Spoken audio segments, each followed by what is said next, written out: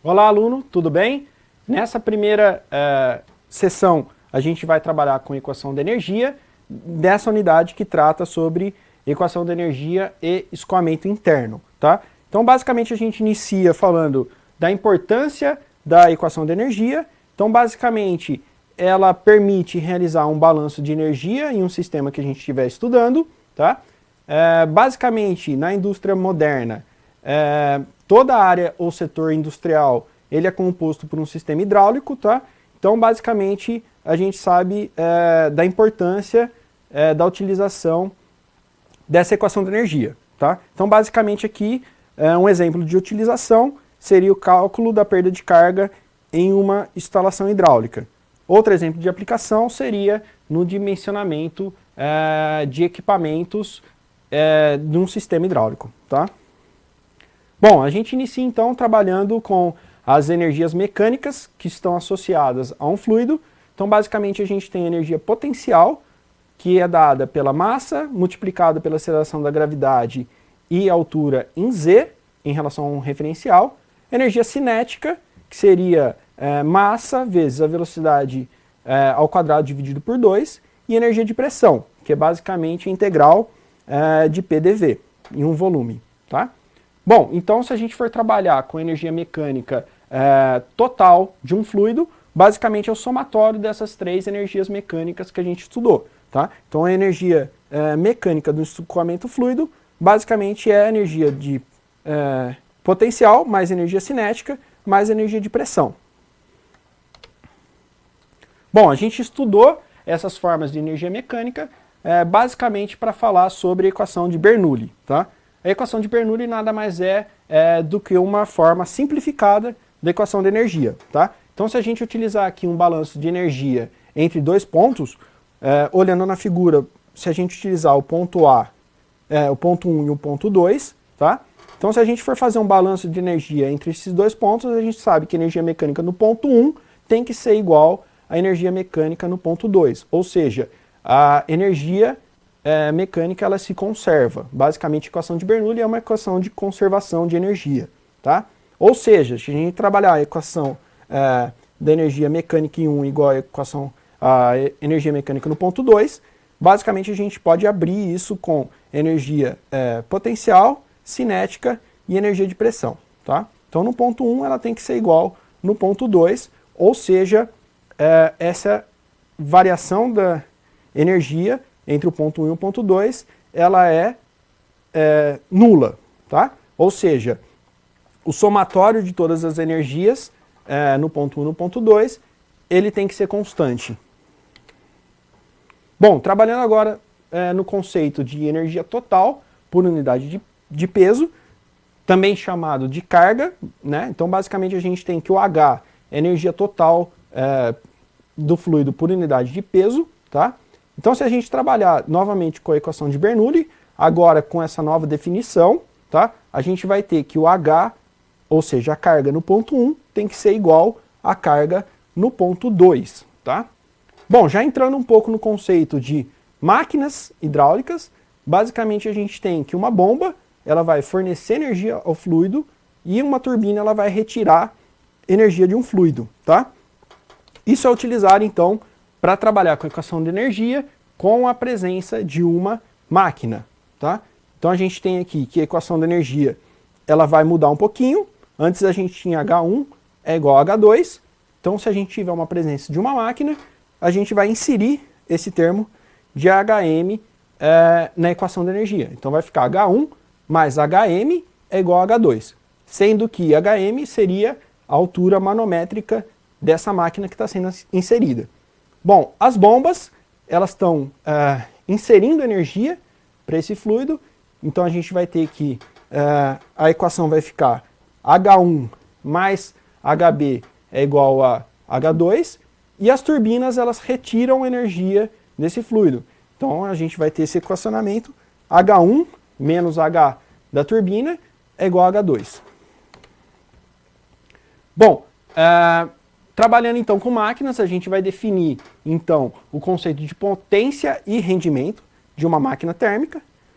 Basicamente aqui a gente tem que a potência dessa máquina ela vai ser o peso do fluido, né, multiplicado pela vazão volumétrica, vezes HM, ou seja, a altura manométrica dessa máquina.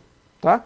As noções de rendimento, elas são dadas porque toda a transmissão de potência da máquina para o fluido, né, era dada com perdas. Tá? Ou seja, nem toda a potência da máquina é transferida para o fluido. Tá? Então aqui a gente tem esse conceito de rendimento.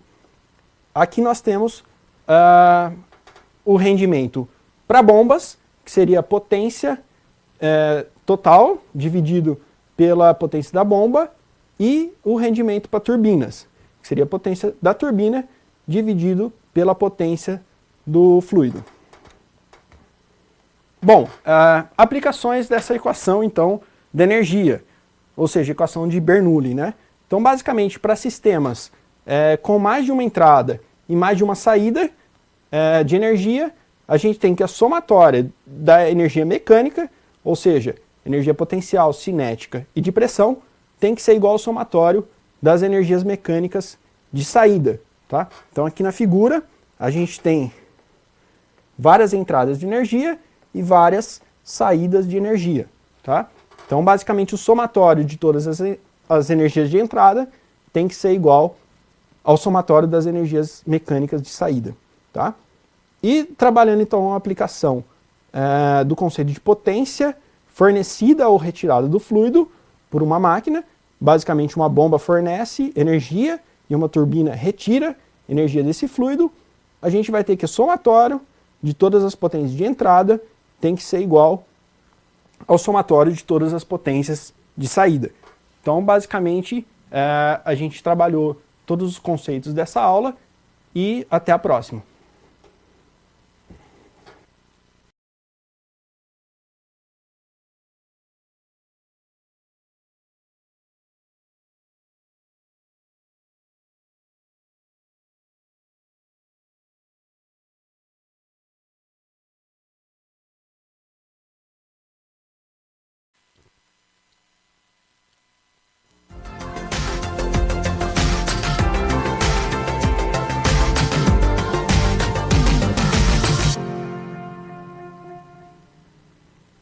Olá, aluno, tudo bem? Nessa videoaula, então, nós iremos estudar o escoamento permanente de um fluido incompressível num conduto fechado, também chamado de escoamento interno. Tá? Então, a gente vai iniciar falando sobre a importância desse escoamento interno. Tá? Então, a gente tem que, em toda e qualquer área ou setor industrial de uma indústria moderna, nós temos um escoamento interno. Tá? Então, todos os conceitos que nós vamos estudar nessa videoaula, eles vão ser utilizados, por exemplo, no cálculo de perda de carga e de dimensionamento de equipamentos instalados nessa instalação hidráulica. Ou seja, é bastante importante a gente estudar esse escoamento interno. Tá? Então, basicamente, a gente inicia essa aula classificando os condutos. Tá? Então, basicamente, conduto é uma estrutura que ela é utilizada para transportar os fluidos, tá? Então, basicamente, a gente tem dois tipos de escoamento no interior desses condutos. Escoamento livre ou forçado, tá? O escoamento livre, ele é dado em canais abertos, que seria essa figura aqui, na figura A, ou então num canal fechado com uma superfície livre, tá? Que a gente pode observar nessa outra figura, tá? E escoamento forçado, ele é dado num canal fechado sem superfície livre, tá? Que seria essa figura B. Bom, para trabalhar com condutos, basicamente a gente vai trabalhar com conceitos de diâmetro e raio hidráulico. Basicamente, o raio hidráulico é uma relação entre a área do conduto dividido pelo perímetro, tá? Molhado dessa seção, e o diâmetro hidráulico, que seria 4 vezes esse raio hidráulico, que é a mesma coisa que 4 vezes a área dividido pelo perímetro molhado. Tá? Basicamente, ele é utilizado, esses conceitos de raio e diâmetro hidráulico, nos cálculos requeridos para condutos não circulares. Tá? Então aqui a gente tem alguns exemplos, um conduto retangular, conduto quadrado e um conduto triangular. Tá? Então quando a gente tem esses condutos não circulares, a gente utiliza esse conceito de raio e diâmetro hidráulico. Bom, falando um pouco sobre a camada limite para um conduto fechado, basicamente a camada limite ela ocorre devido ao princípio da aderência, ou seja, na parede da tubulação a gente vai ter uma velocidade nula, tá? Então, ao passo que esse fluido ele entra nesse conduto, vai ser criada uma camada limite na qual os efeitos viscosos eles são importantes, ou seja, a gente tem um gradiente de velocidades ocorrendo nessa camada limite, tá? Devido realmente a esse princípio de aderência, tá? Então, a gente tem uma região aqui, que é um comprimento de entrada, na qual esses efeitos viscosos, eles são visíveis somente dentro da camada limite, tá? Até um ponto na qual esse regime ele é chamado de dinamicamente estabelecido, ou seja, essa camada limite ela atinge todos os pontos do escoamento, tá? Então aqui a gente tem um perfil de velocidades parabólico a partir do momento que o regime está dinamicamente estabelecido, tá? Bom, para falar sobre escoamento interno, a gente tem que falar também da influência da viscosidade. Viscosidade nada mais é do que a medida da aspereza da parede interna do conduto. Então aqui todos os condutos, independentes da forma que ele é fabricado, ele vai ter uma aspereza, tá? E basicamente a gente vai trabalhar para os cálculos de perda de carga com a rugosidade relativa, tá? Então basicamente é um quociente entre a rugosidade e o diâmetro hidráulico da tubulação. Bom, outro fator que também influencia na perda de carga é o fator de atrito.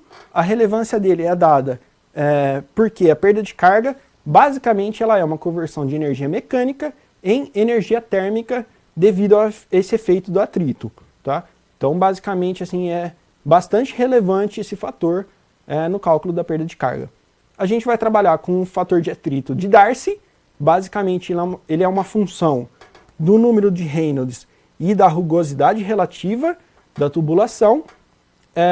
Para um escoamento laminar, a gente percebe que o fator de atrito de Darcy ele é uma função somente do número de Reynolds, então a gente consegue calcular o fator de atrito por essa equação, 64 sobre Reynolds de D, e para um escoamento turbulento, nós temos formulações e o diagrama de Moody para calcular o fator de atrito. Então a gente tem aí duas fórmulas de calcular esse fator de atrito para esse escoamento turbulento.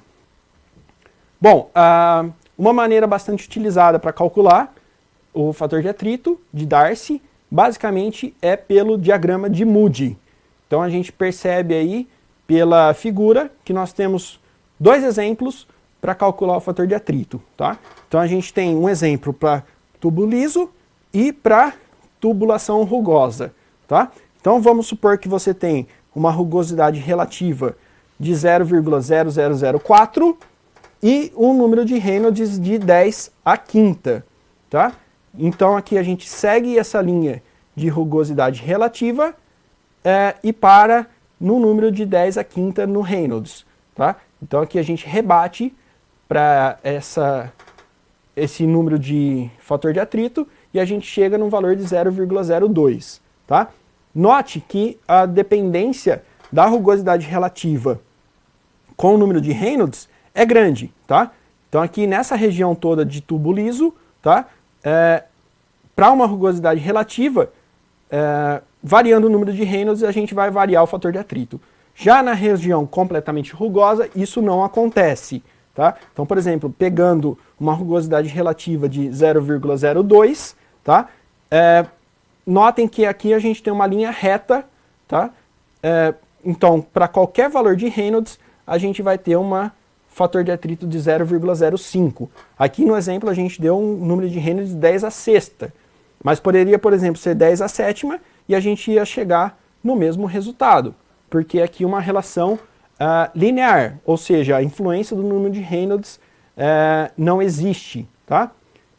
Então esse seria dois exemplos para trabalhar com tubos lisos e rugosos para calcular o fator de atrito de Darcy a partir do diagrama de Moody. Tá? Então, a gente fica por aqui. Até a próxima videoaula.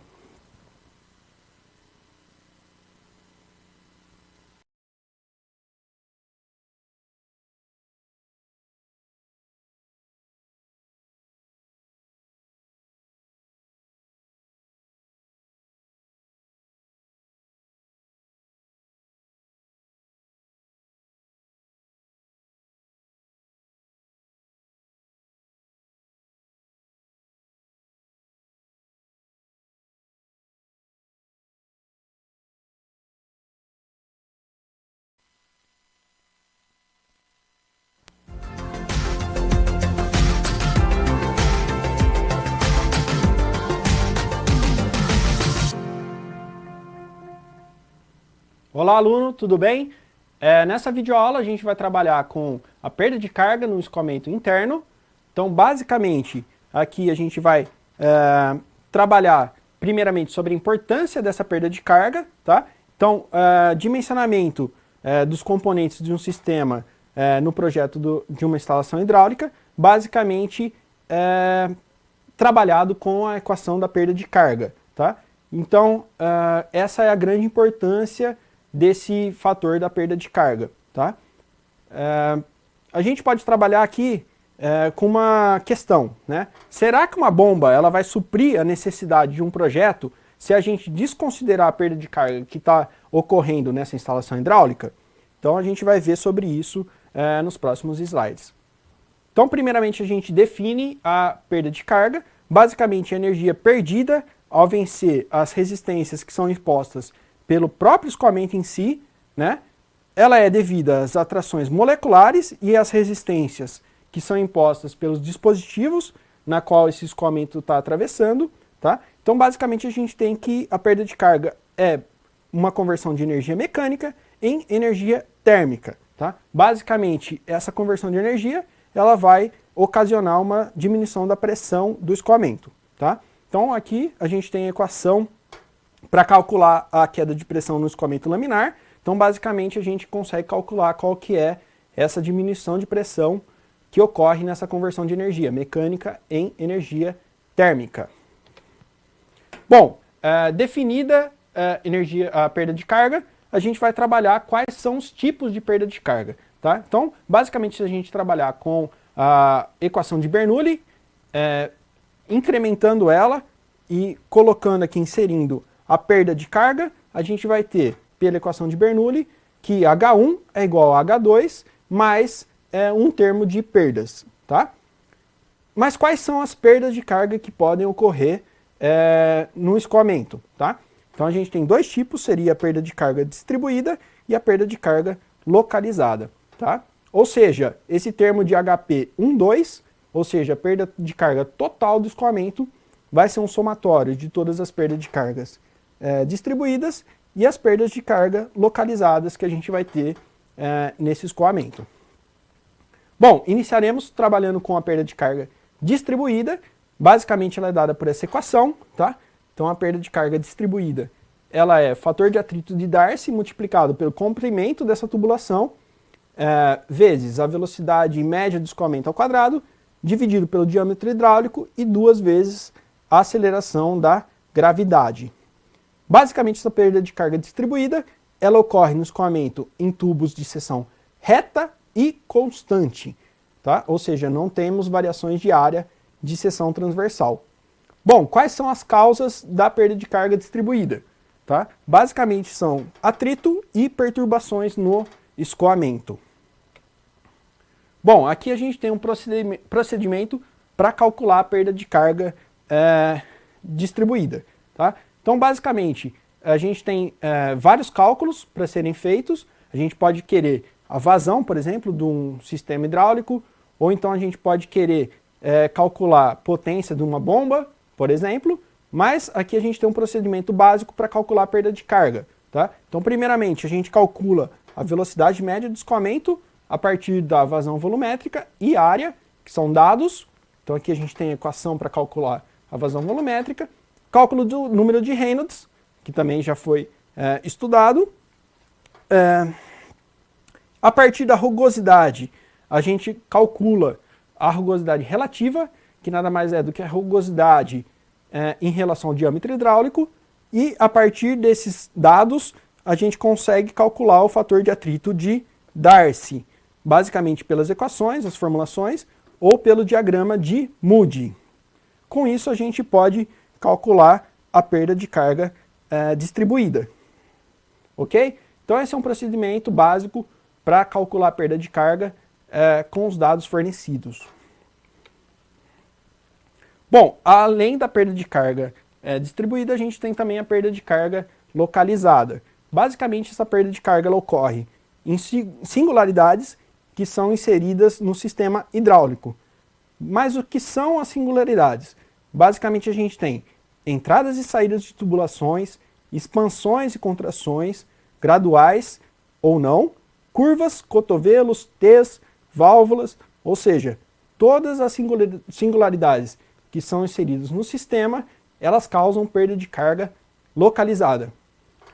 Basicamente, a causa dessa perda de carga seria o atrito e o gradiente adverso de pressão, na qual o escoamento atravessa essas singularidades. Bom, e como que a gente calcula a perda de carga localizada? Basicamente, a gente tem duas fórmulas para calcular essa perda de carga localizada. Pelo coeficiente de forma, que seria esse valor K, então a gente consegue calcular a perda de carga localizada em relação a esse coeficiente, que seria velocidade média ao quadrado dividido por 2G, ou então pela teoria do comprimento equivalente. Então, a gente utiliza uma formulação muito parecida com a perda de carga distribuída, mas aqui a gente tem um comprimento equivalente, como se essa perda de carga localizada fosse dada em comprimento de tubulação. Tá? Então, basicamente, essas são as duas formas de calcular a perda de carga localizada, e com isso a gente encerra essa videoaula. Até a próxima!